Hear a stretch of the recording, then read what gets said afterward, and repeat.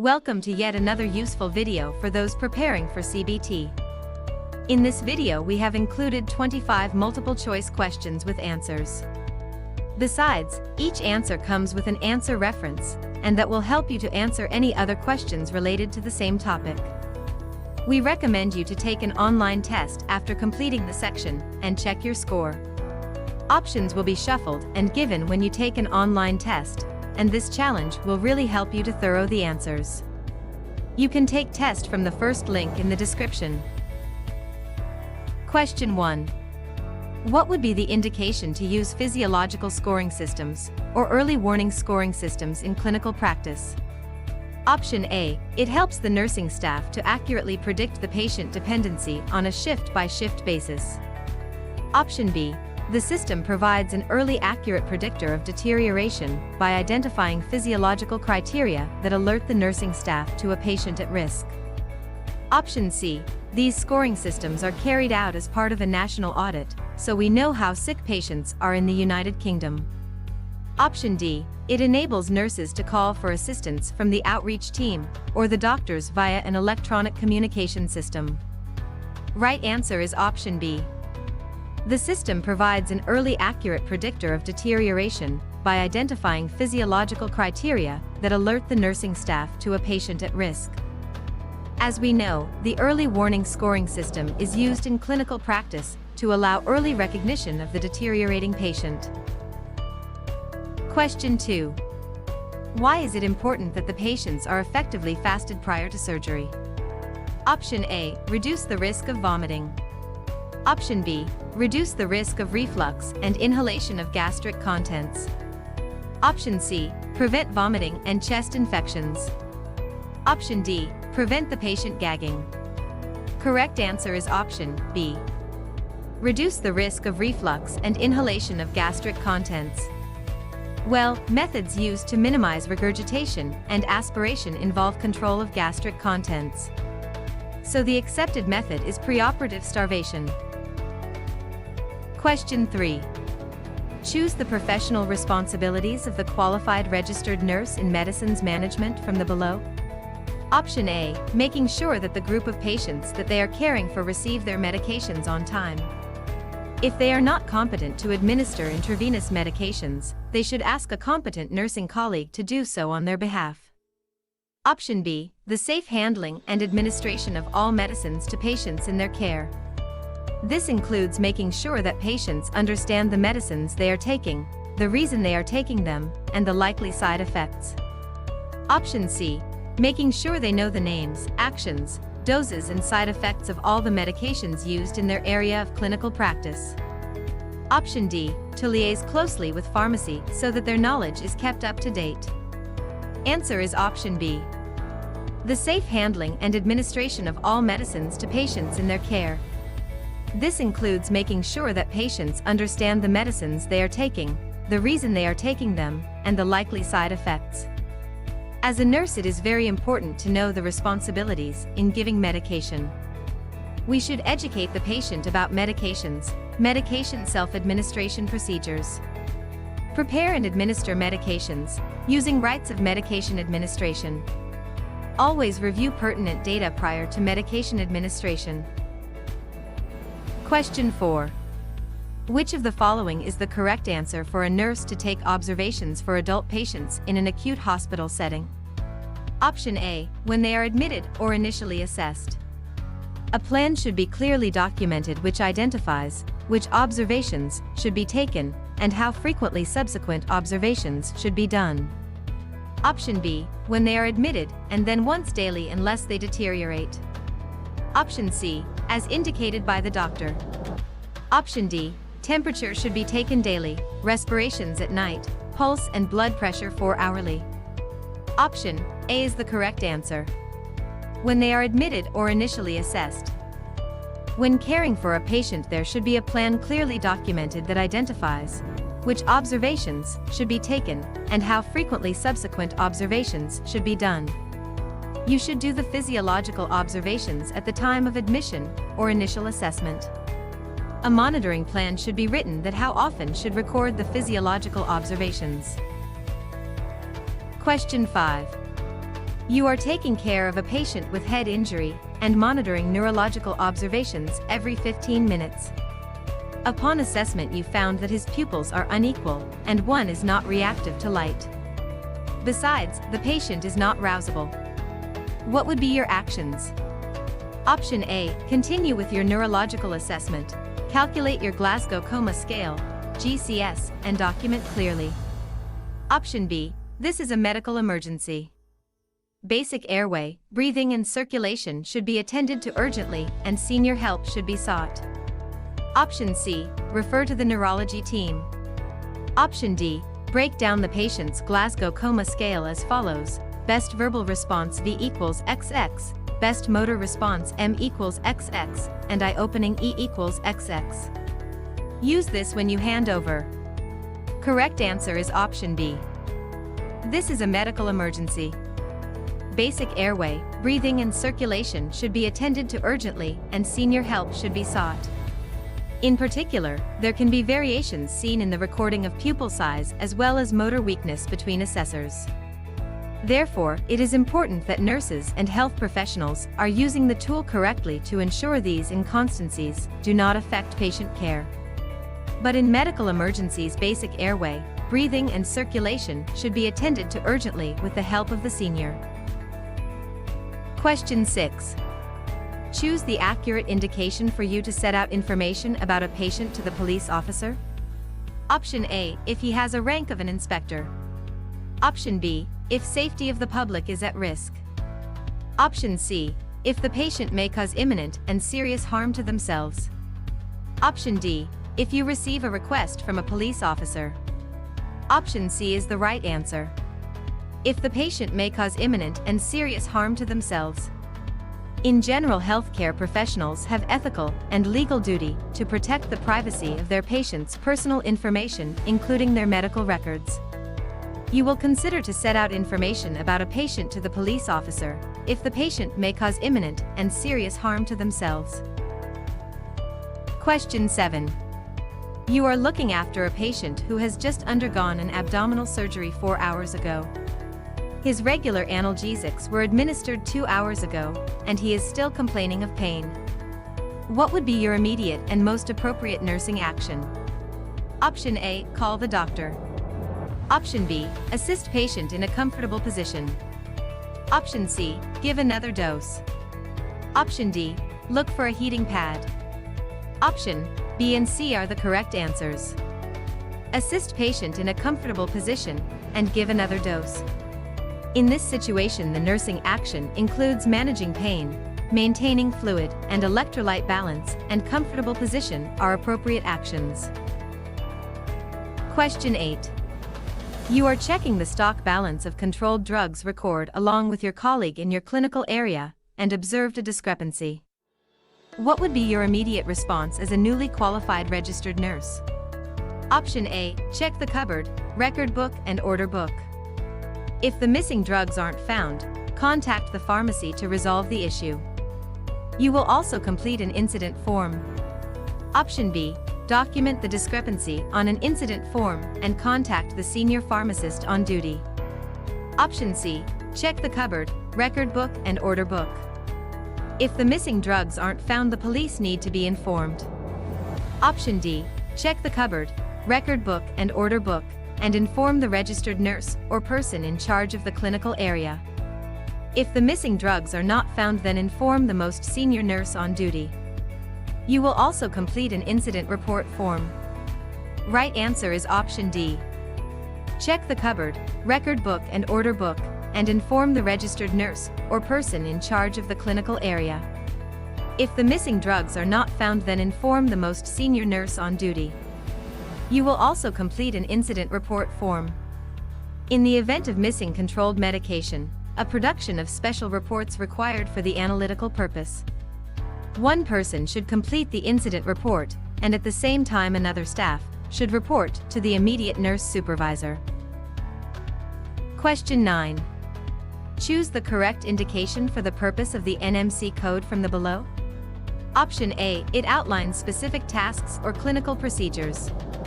Option B, it ascertains in detail a nurse's or midwife's clinical expertise. Option C, it is a tool for educating prospective nurses and midwives. Option D, it will provide guidance to the nurses. The right answer is option C. It is a tool for educating prospective nurses and midwives. The purpose of the NMC code is to support nurses and midwives within their role. The code protects people that are ill, helpless, vulnerable, and require support in care. Question 10. The signs and symptoms of shock during early stage?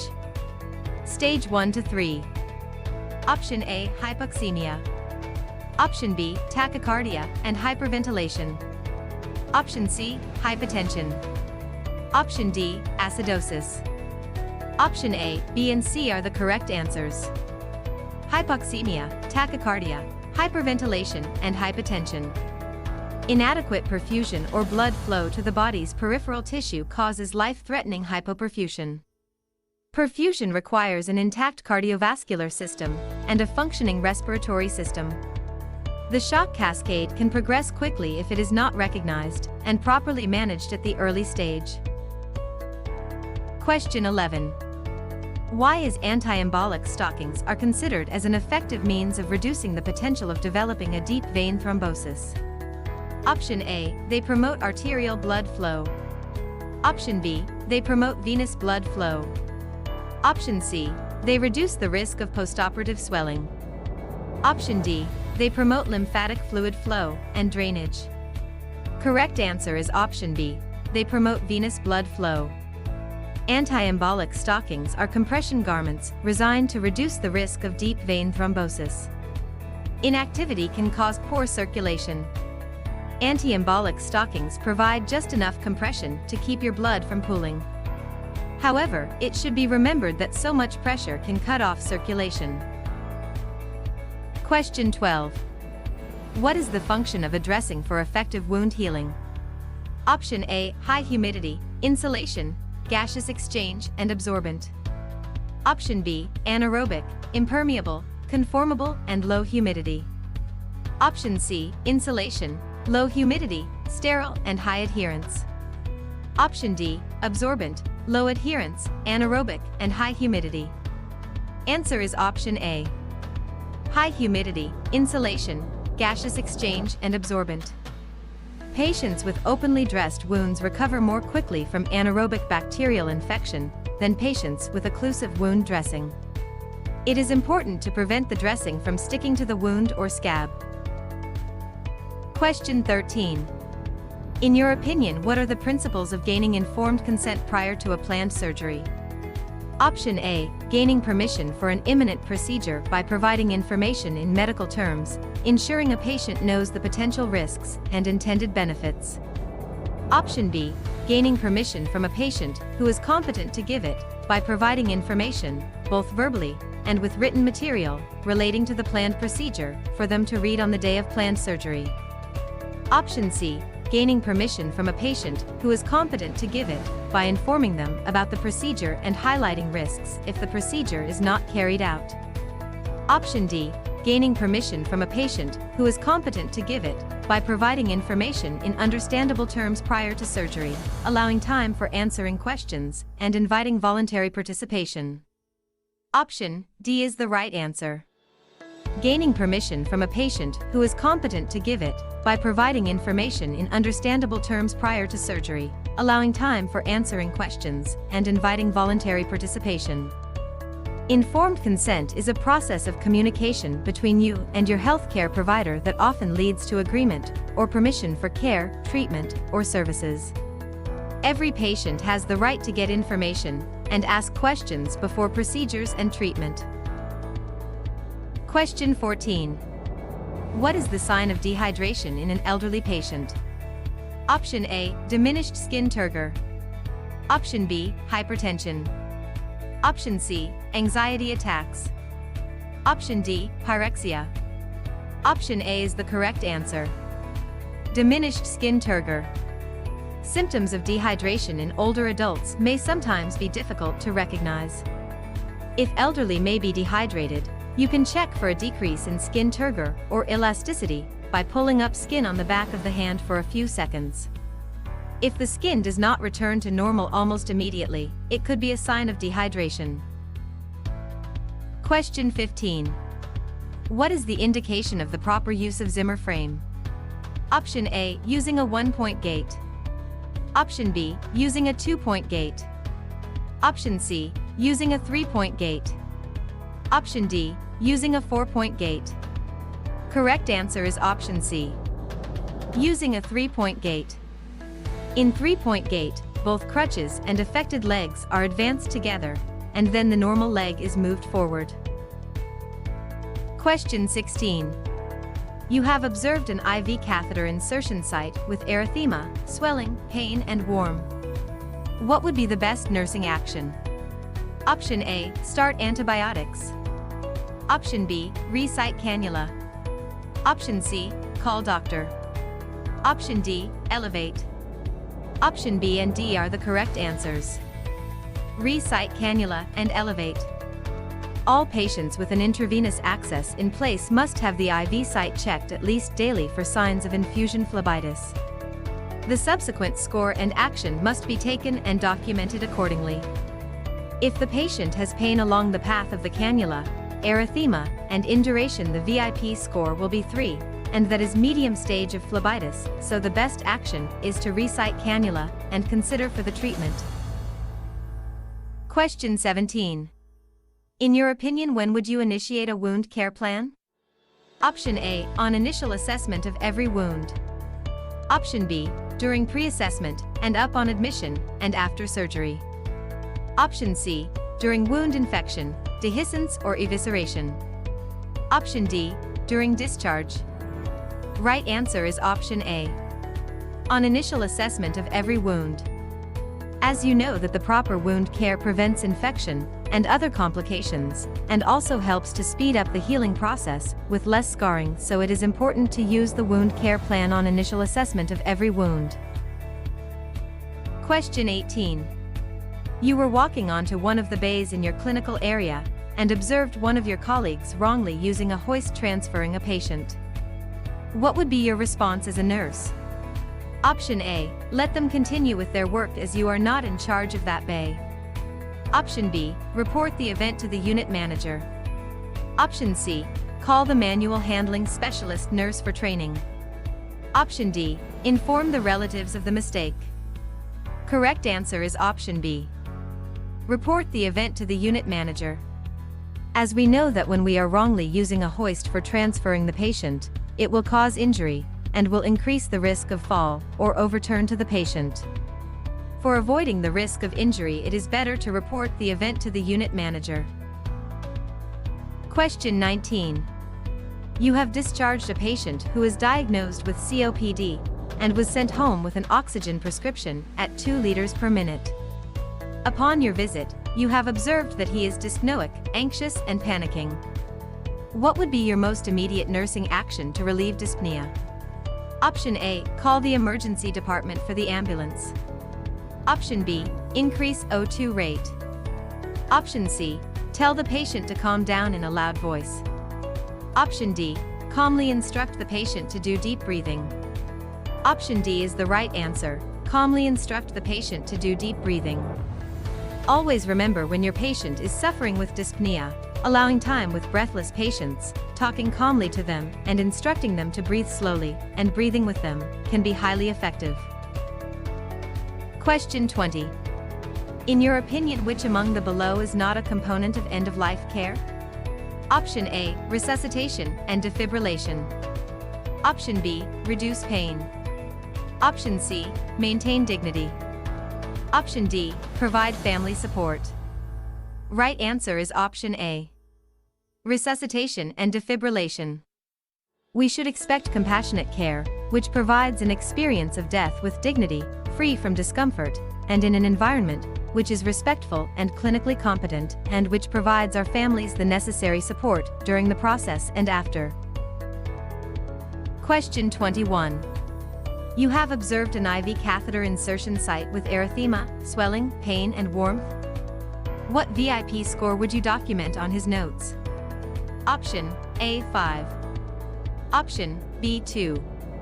Option C, 3. Option D 4. Correct answer is option C. 3. All patients with an intravenous access in place must have the IV site checked at least daily for signs of infusion phlebitis.